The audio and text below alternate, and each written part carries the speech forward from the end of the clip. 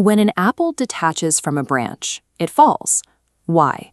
Almost anyone would say it's because the Earth is actively pulling it down. That is the version of gravity most of us are taught in school, an invisible pulling force. A massive planet reaches out and exerts a physical tug on every object near it. This model is so precise that we even have the inverse square law to describe it. It tells us that as the distance between two objects increases, this pulling force predictably diminishes by the square at distance. It's a clean explanation. We use this pull to describe the centripetal force that keeps our planets neatly locked in their orbits, circling the sun like weights on a string. We teach it this way because the math works. If you know the mass of a basketball and the forces acting on it, you can predict with total certainty where it will land. It is a simple, testable system. Newton's math is a masterclass in predicting what objects will do. But in our rush to solve for x, we often skip the physical mechanism. We build an oversimplification debt, accepting a convenient mental model because the calculations work, even if the underlying physics remain a mystery. Treating gravity as an invisible rope creates a mental model that works for local calculations, but fails to hold up under deeper physical scrutiny. It is a model built on a mechanical assumption that isn't actually happening. This is exactly what Albert Einstein addressed.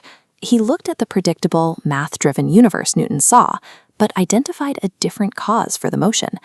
Einstein proposed a conclusion that contradicts our basic intuition. Gravity is physically not a force. His mathematical proofs completely removed the concept of tethers or pulling from the equations of planetary motion. In his model, the invisible rope doesn't exist. That creates an immediate and very startling question. If there is no force pulling masses together, why don't the planets immediately fly apart? To understand why the solar system stays together and why an apple drops to the grass, we have to let go of the idea that anything is being pulled at all.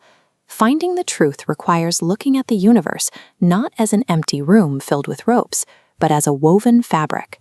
Space and time are not separate empty voids. Einstein realized they are part of a single physically woven mesh called spacetime. The core mechanic is simple. Mass does not pull, it bends the local geometry of spacetime. Objects naturally move through space in a perfectly straight line. But because the fabric is warped by a massive object, that straight line is forced to follow a curve. What we perceive as gravity is just an object following this bent path. From its own perspective, it is still moving forward on a path that appears straight.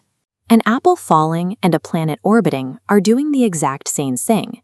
They are traveling forward on a geometrically warped straight line.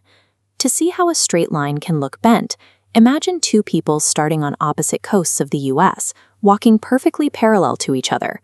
On a local level, their paths are straight. It looks like they will walk alongside each other forever and never intersect. But if they both keep walking north, they will eventually collide at the North Pole. They didn't steer toward each other. The geometry of the Earth's surface forced their straight lines to cross. Planets aren't being dragged inward by an invisible tether. They are simply following the natural curvature of the space they occupy. But if gravity isn't a force, then why do you feel a physical pressure holding you to your chair right now? It's because you are attempting to follow your natural straight line toward the center of the Earth's spacetime curve, but the physical floor is in the way. The sensation of weight is not gravity pulling you down. It is the atomic structure of the ground pushing up against you, preventing you from following your natural geometric path through the universe.